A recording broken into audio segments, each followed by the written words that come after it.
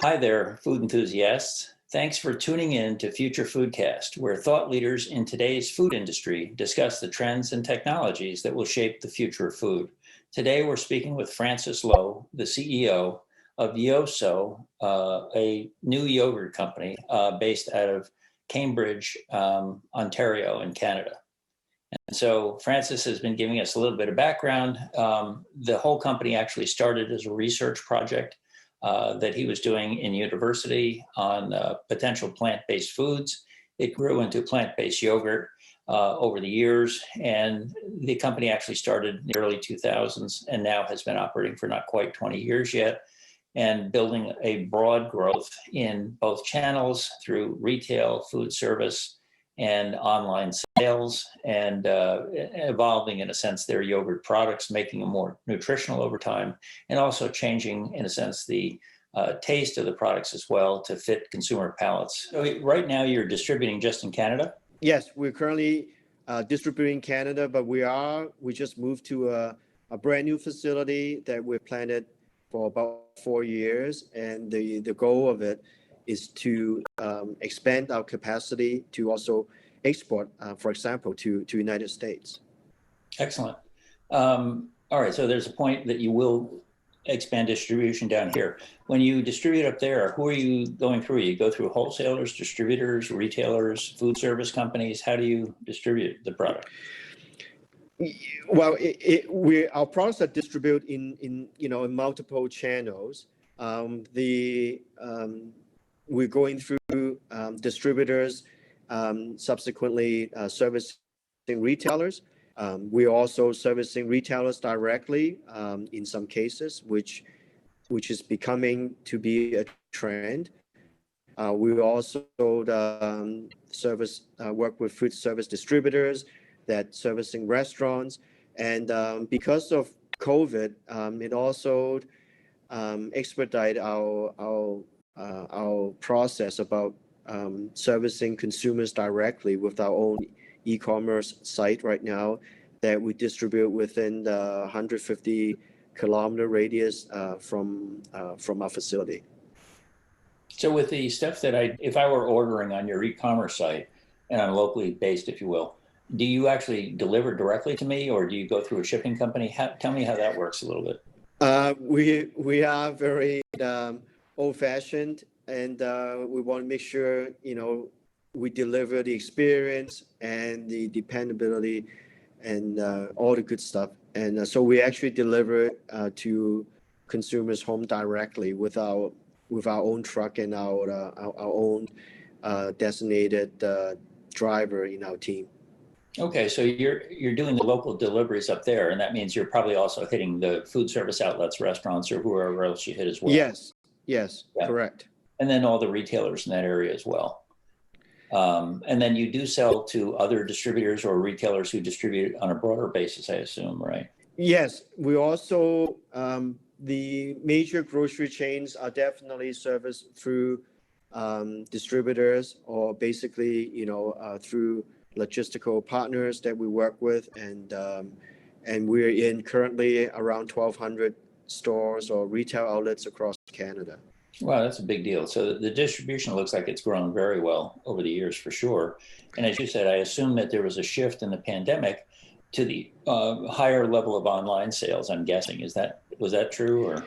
Yes, it is true. And I think obviously, because of COVID, the growth of e-commerce or online groceries have grown double from what I've read. And I think the forecast is, by 2025, about 20% of groceries will be made up by online versus perhaps 10% from the original forecast. And we're definitely seeing a lot of them happening here. As for our own business, because we compete in relatively a niche category as plant-based yogurts, we are definitely growing our customer base, and we are enjoying double-digit growth. But the volume is still, a relatively small base, and especially because we're only servicing within a small radius right now. You talked about the fact that I can get it through 3 different outlets. So if I'm a consumer looking at your product, and I'm somebody who has in the past been eating, I'll call it other forms of yogurt, tell me why I would choose your product. Well, I believe the current major drive right now when choosing or looking out for plant-based alternatives, increasingly from an environmental perspective, because obviously, to consume and to make a plant-based yogurt has a very different environment implications versus a dairy yogurt, because it's not from a dairy farm, and obviously there is a price to be paid when you operate a dairy farm operation from a waste perspective, from an animal welfare perspective. So when it comes to choosing a plant-based yogurt, there is definitely that's all out of that worry, because it's really about just supporting growing crops and using the crops, and you convert it into a yogurt. So I think there's an environmental benefit of choosing plant-based versus animal or dairy yogurt. And I think it's also obviously with the aging demographics we have in this part of the world, everyone is really not about eliminating dairy per se, but rather want to incorporate more plant-based products into their diet so that they can still maintain a bit of their indulgences, but by incorporating the plant-based option would make their diet healthier. And I feel that these are the real driving forces, especially in the past 4 or 5 years. Not much the same way like when we first started. It's all about you have to be a vegan to go with a plant-based yogurt, or you have a food allergy, that's why you have to go with a plant-based yogurt. I think now the motivation and the reasons of people going for it are quite different compared to when we first started the business. Yeah, it does. You're right about the idea that it was either vegan or somebody with an allergy, and clearly plant-based foods in general, unless there's something wrong about the way they were prepared, should be easier to consume in some cases than people who have sensitivities to meat, dairy, and all those things, for sure. The other thing, and you hit on it for sustainability, in theory, there's a much bigger difference in what I call the food chain, because you're starting out with plants and you're taking plants and converting it into yogurt with whatever ingredients you add to that. Whereas a normal process, you're right, I have to have a dairy farm as the starting point. So I'm taking plants, the cows eat the plants, and I've got a much more complex food chain, if you will, in that model. And that has a lot to do, I'm guessing, with the carbon footprint as well. You know what I mean? So if I have a dairy Yes. farm and through all of that, very different than just raising the crops and moving them into your processing plant, if you will. To go through the cycle with dairy farms and everything else, that's a much larger carbon footprint challenge as well. So there's benefits there. I don't know the nutritional value of your product, but I'm assuming, like other yogurts, it has a lot of value. I'll say there's a lot of health benefits to eating regular yogurt, which probably also apply to your product. Is that true? Yes, it is. And in all fairness, dairy milk has a lot of naturally available nutrients, which plants definitely cannot simulate. But when it comes to digestibility, in terms of protein availability, yeah, it's very comparable. Especially, we are a big fan of soy, and as a complete protein with all the amino acids, and the protein level from soy yogurts are quite comparable with a dairy yogurt. And not to mention, if you think how the evolution works, when it comes to a beverage alternative, many plant-based beverages, even when they first introduced, provides a lot of protein, per serving, very comparable to milk. And so, the whole category has evolved and has come a long way, especially not only from a nutritional perspective, but also from a sensory perspective. And now eating plant-based are very enjoyable and it's not meant to be a compromise for something healthy, but doesn't taste as good. And that was the stigma in the past. Yeah, no, it's great that you've, in a sense, made it, I'll call it attractive from a taste perspective. That's a big difference to what I call older foods that were more vegan based or plant based, if you will. Yes, yes. So that's a huge change. And the fact that the protein is different now, that you're adding soy protein in there and so on, makes it, in a sense, like regular yogurt, or I'll call it a more complete food that's actually beneficial for your, in a sense, I'll call it your gut or your microbiome, in a sense, that people have. So that's a healthy thing as well. So that's a lot of good. Tell me, we talked about the customer side, how I can get the product and all that. Tell me a little bit briefly about the supplier side, maybe what the impact is on the pandemic. Tell me, you're manufacturing this stuff in a plant and you're getting, I'll call it product or plants and whatever else you need to manufacture from a set of suppliers. So maybe you can give us a little view of how that works and maybe some of the impacts on the pandemic side from that.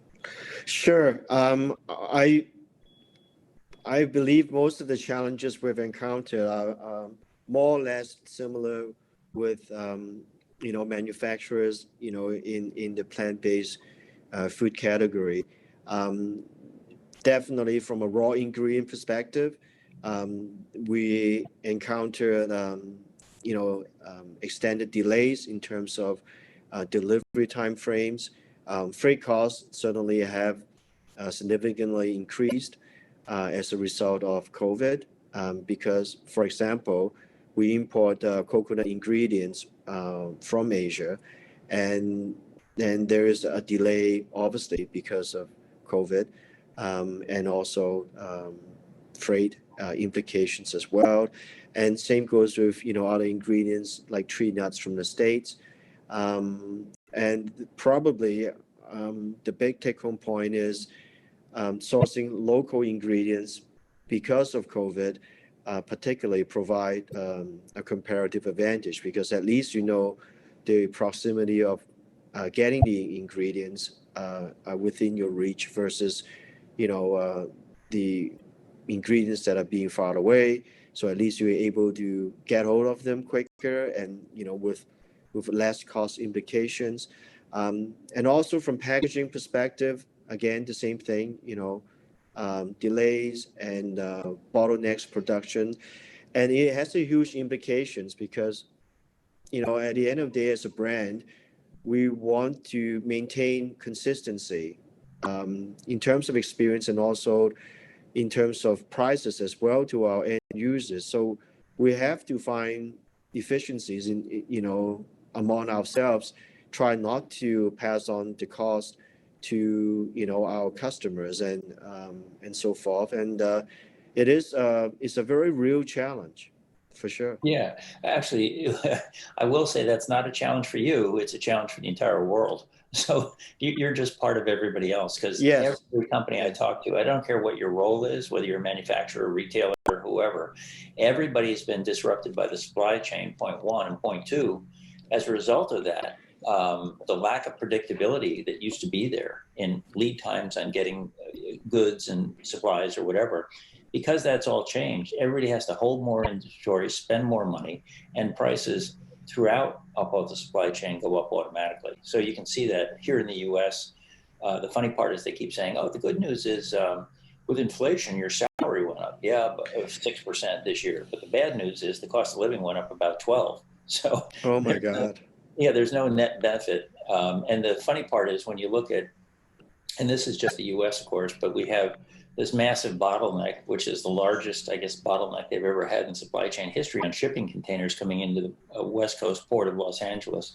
They say in the history, they never had 100 container ships waiting to be unloaded. Now they have, I think, 180 or something that are sitting out there for the first time in history, just floating in the ocean, waiting to find a place to dock. And all of that slows down everything for everybody, you and everybody else. So there's a lot of challenges to all these businesses. I don't know what the answers are going to be, but certainly in a sense, sharing and understanding what those problems are at least is beneficial. So I know from doing these foodcasts, we've talked to other companies and they're going through that same experience right now. And the hope is that we're going to wind up, in a sense, moving to the point that we get more stability in the supply chain, which certainly would then lower what I call the cost pressures that everybody faces right now. So once we get to the point that stuff would flow well, you won't have to pay premiums, to get things unloaded and moved as much as we do now. You're absolutely right. And for us as entrepreneurs, and especially more of a small to medium sized companies, is really to think harder and think outside the box, to seize the moment and say, what are the opportunities because of what's happening around us. And because at the end of the day, it is really about the value proposition as well of what we bring to our supporters and users of our product. And so we're really taking a closer look on, Canadian ingredients, alternative packaging, and how we can maintain and elevate, and rise above from these challenges. And so it is a challenging time we live in right now. That's for sure. Yeah, and you're right. I think when I've talked to other companies, they're doing the similar things. And one of the biggest, of course, is trying to rethink how can we locally source stuff. The shorter the supply chain is, the better off you are, and the less likely you're going to be impacted by these disruptions, for sure. Yes. That's a smart move for sure. And then, as you said, I have talked to other companies as well, and they do try to come up with creative ideas on the packaging side for sure. And then the third thing that I do see in common, you mentioned it, but with I'll call it the shutdown of food service during the pandemic, everybody said, hey, we got to do more on the online side. So people did invest more in their online sales, if you will, and that has certainly paid off as well. And then they did see, just like you have, that the retail side went up because people were now shopping instead of going out to eat. So there was an impact over there as well. Tell me a little bit. You're in the food supply chain, and as a result of that, you're subject, as you said earlier, to food regulations in Canada. And so, with that, maybe you can tell me a little bit about how your company deals with food safety issues. Well, food safety is always a very vital part in our, for our brand and in our company as well. And certainly because of COVID, we have become more vigilant. And part of it is also the result because we have lost staff because of COVID, with some government regulations and benefits offered. We have encountered definitely by far the biggest staff turnover this year. And last year as well in our 18 or 19 years of business. So that even makes the quality control and food safety part even harder, because part of our process are really depending on the manual labor. So that is part of the challenge, and certainly to be more vigilant as well in terms of sanitation practices in our facility.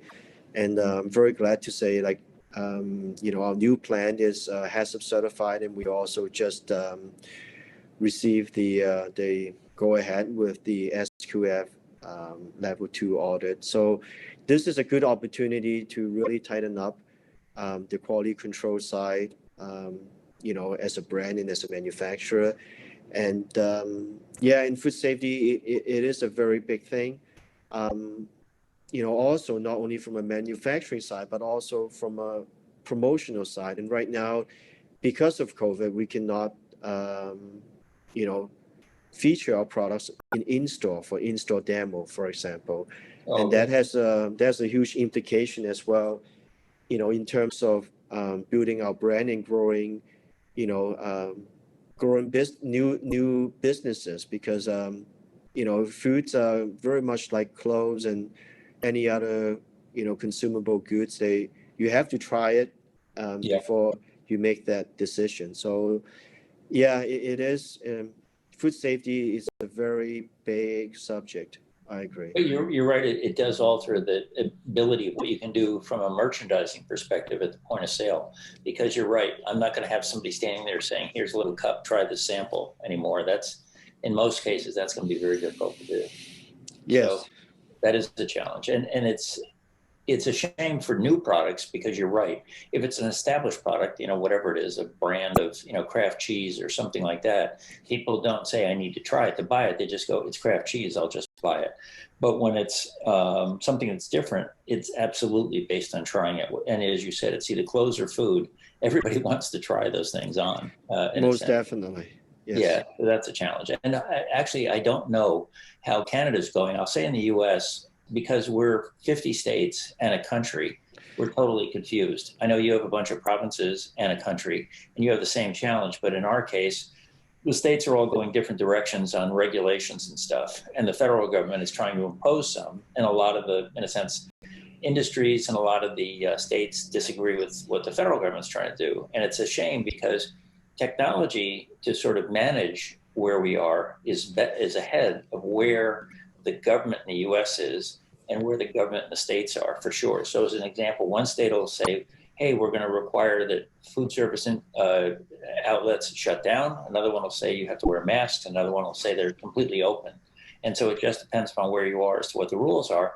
The other thing is the technology is pretty good. There's something called a Good Health Pass now that allows you to track individually. I can show you on this Good Health Pass on my phone that I've been vaccinated, but I could also show you that I've tested negative for COVID recently. And if I had COVID in the past, I could show that as well, all on that one thing.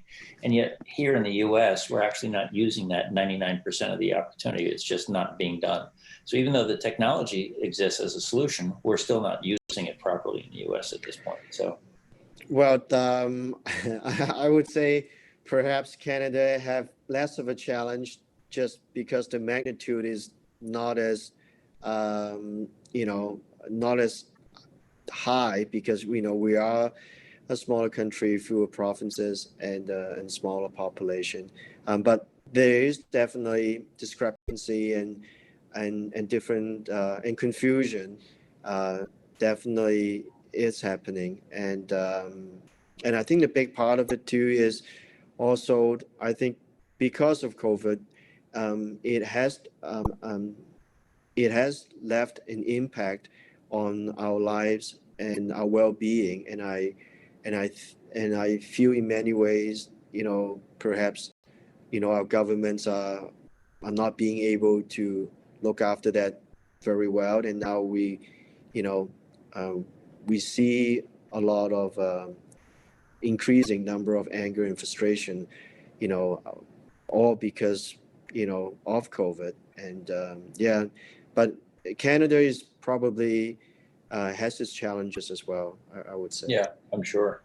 And so you're right. We're all dealing with that one way or the other. Plus the confusion of the rules change over time anyway, as they learn more, which makes sense. But then the other thing, tell me, so your company's been around for a while now, and from your point of view, beyond the customers we have, if I look at suppliers you have to work closely with, you can tell me a little bit about that, but you also operate in communities. In your case, I think it's Cambridge, Ontario is your Yes. base.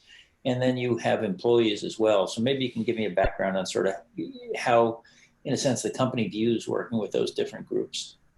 Well, I believe in my mind, as a business owner, I have a more of a comprehensive and uniform view about all levels of stakeholders that associate and work with us. The big word is support, or being a supporter in all levels that we work with, and bring solutions as well. We are in Cambridge, and all of our staff that work with us, 25 of us in the operation here, are all from Cambridge.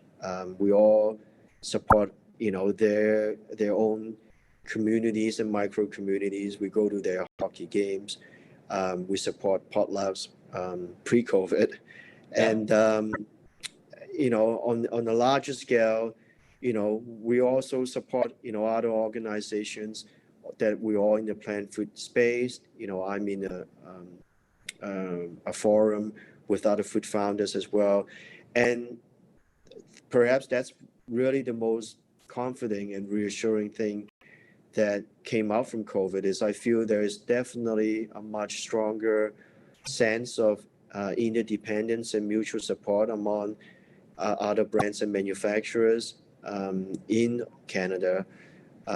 that we listen to each other, we're trying to help each other, bounce off ideas, and that's been a great experience. But for us, it's really support everybody as we can, our staff, our customers, and trying to help each other out. It's a very old-fashioned way to look at it, but it makes sense. And yeah, because I think if it's all about just trying to sell more products, I think that's an outdated mindset right now, as a business.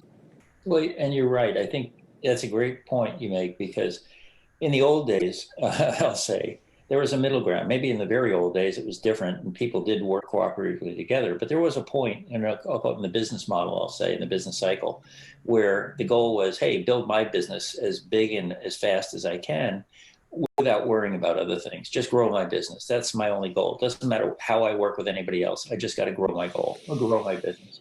But what's different now, you're right, and COVID was, I'll call it a motivator for that, is when we're all having problems, we're not going to be able, we're better off figuring out together how to solve those problems than trying to attack them independently. So that does lead, and when I talk to other companies, I hear the same thing, that now they're listening to their customers, their distributors a little closer on how to change things. They've got to make changes. They're working closer with their suppliers, looking for new suppliers, trying to build stronger relationships.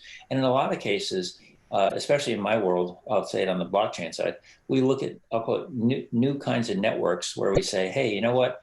We're better off if we share information across a group of companies in an industry segment than if we just try to isolate and compete independently. We can get a better view of what's going on. So there's that concept as well. So Most definitely. Yeah, it gives me a great perspective on in a sense, your involvement at the community level and then how that has grown, I guess, as a result of the problems we've had with the pandemic. So tell me, we've covered a lot of topics. From your point of view, so you said you moved into a plant. When did you move into the new plant? It was October 1st, 2020, a Oh, little wow. bit over a year ago. Okay, how big is the plant actually? I'm just curious. It's 24,000 square feet, Wow. and we actually have already planned out an additional space or idle space in the land that we have invested for further expansion as a second phase. And we're very happy about the relocation, and very optimistic about what we can do, what we're capable of delivering, for years to come. Yeah, and that's great that you have a longer term view. It's not a short term view, but a longer term view of what you're going to be able to deliver to customers and so on. That's great. And then, so you have a new plant. As a result of that, I don't know if the equipment's new or you bought it, moved it in, whatever, but around all of that, to operate your business, both on the supplier side, on the customer side, and internally processing, you must use a lot of different technologies as well. Yes, we do. And obviously, there is a lot to catch up, at least from my point of view. But, we are becoming more efficient, especially from a quality control and traceability purposes. We have just invested into a new platform software that we allowed to eliminate a lot of paperwork in terms of our daily operation and quality control checks. That would help out a lot, because time is the most precious and important element when it comes to, I guess, basically everything. But from a quality control point of view, we need to know whether we are able to cross all the T's and dots on a real-time basis, and in the past we really couldn't. If a person coughs sick and didn't go through all the documentation the next morning, then we really have a bit of catch up to do. And now we have the ability to achieve these things on a real-time basis while being less dependent on labor. There is definitely an important a very important part, from a human um, interaction or from a contribution point of view. But there are a lot of things that are being offered right now that we can be more efficient and less prone to error because of technology. But one thing that I feel we definitely need more is really on data from from a feedback from a consumer point of view, which is a good thing when you have e-commerce. Then we really build a relationship with a user and a customer. We can have conversation with him or her and understanding their needs. Um, but we still have a long way to go because, for businesses that we deal with retailers, we still don't have much feedback loop on what people think of our brand and what the experience has been. And experience is a very big word for us. And if we don't have any information knowing what, how to improve and how to work towards on making something better is very hard. But we're working on that right now, but we still have a long way to go. Yeah, it's interesting because in other businesses I've worked in before I was in software, I had actually my own manufacturing company and I sold through multiple channels. And we actually provided, I'll call it ad specialty items. The idea was to get feedback for companies. So we used to do giveaway things like here's a free key tag for your car keys, here's a coffee mug, whatever it was. But when we gave you something, the whole point of it was that there was a way for you to get direct feedback. So I hand you whatever it is, a coffee mug or keychain or something, remind us about the brand. But the other side of it is usually on there, we had a way to contact the company directly for customer feedback. And just like they do in supermarkets in the US today, the idea was here on your receipt, when you check out at a supermarket, it says, please fill out this survey and you can get either a chance to win something or you get free points, off your purchase next time, those kind of things. You always had to come up with an incentive to get the feedback for sure. But I think there are opportunities to do that. And I agree with you, through retail, it's not easy. You do have I'll say the most common thing I see in retail is what they call the manufacturer's coupons that they give out with the idea that, you can register and get something back from that. And that's about it. Yes. Yeah. So the point of it is, I agree with you. The challenge is there to get the feedback from the end consumer through these other channels. But you're right. It does take creativity to figure out what's the right way to do that. That'll make it pay off well. Yes, and I think right now, definitely data is always important, but right now it is um, really becoming even more important as as part of a criteria to make business decisions. And whether it's a good thing or bad thing, I guess we'll find out. But Yeah. we have to keep moving forward. Yeah, data does help. So with all that said, any specific technologies you see that would be useful in the future that you're maybe not heavily focused on at this point? Um, well, I believe if, one of the things you raised a very good point about feedback. And, one of the things that we used to do quite frequently is to conduct sensory panels, either in the large scale or even in the focus group to get feedback from our customers. And now because of COVID, we really have to put a stop on that. And I do wish if there is a technology that we are able to execute that in an efficient way, and so that we can, we're able to keep moving the objectives and getting the feedback we want, and really trying and learning. For us is really like learning by trying is a big part of our brand in our company. And honestly, that's really a lot of times how we achieve success and how we learned. And getting the feedback in a real-time basis right now, in many ways it's hard. But from a sensory side, I wonder if there's any technology that can help us to do that. And Well, actually, your point is well thought through. I think the companies that are doing something today to get that kind of direct input it's a multi-stage process for them. So what they first have to do is say, how do I contact potential consumers of my product? And you actually brought up the other problem, which is how do I get new people who've never tried my product to even find out about my product? They can see the thing sitting in the retail shelf, but they may not just read the package and say, oh yeah, I'm going to try it. That's for me. They may want to actually sample it. So the thought would be that you have this multi-level step. First, you've got to identify the consumer somehow. Either they're already registered somehow on your website, if you allow that, where people can register. But if not, you have to get them to, in a sense, contact you somehow, directly or indirectly, so that you have a list of candidates. Having done that, we actually see the same thing in software, that it makes sense to bring in people who you want to use the software, potentially in our case, or in your case, consume the product, to get real feedback. And so it is a multi-level process. First, you've got to identify and contact potential candidates. You then have to come up with what I call a set of potential incentives for them. Like, I'll give you a free coupon to go to the store, you know, whatever it is. If you had 1,000 names, let's say, and you said, okay, I want to do a customer panel to find out how they react to, I'll call it the strawberry version of, you know, my plant-based yogurt.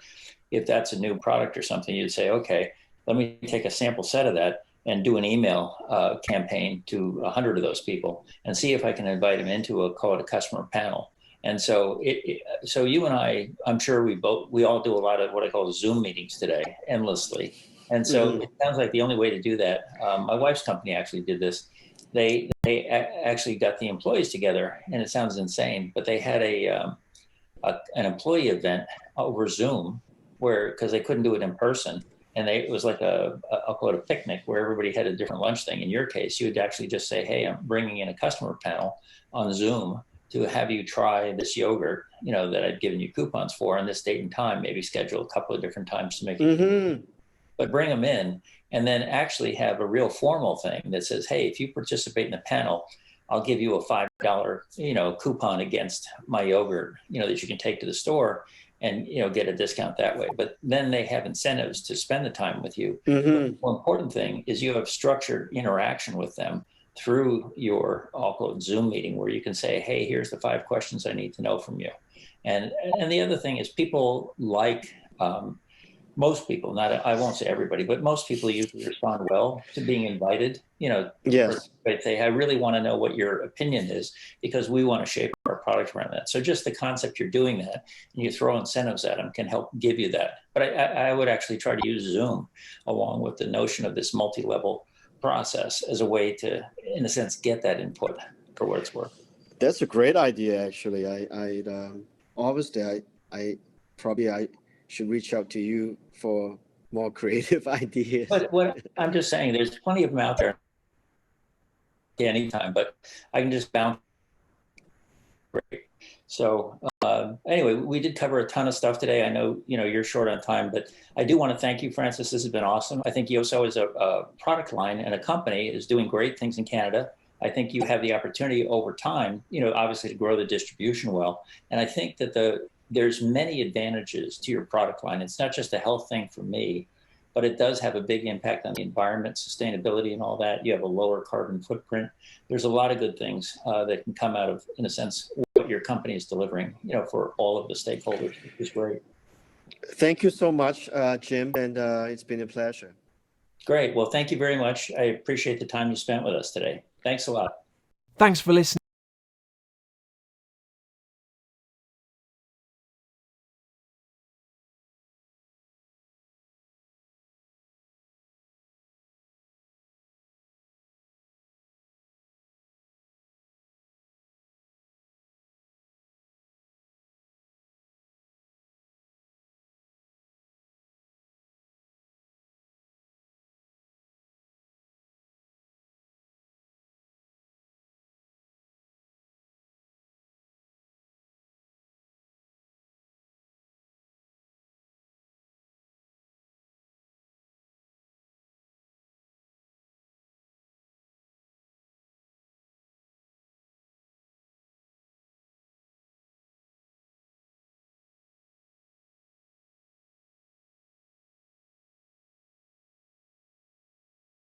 Thanks for listening to Future Foodcast.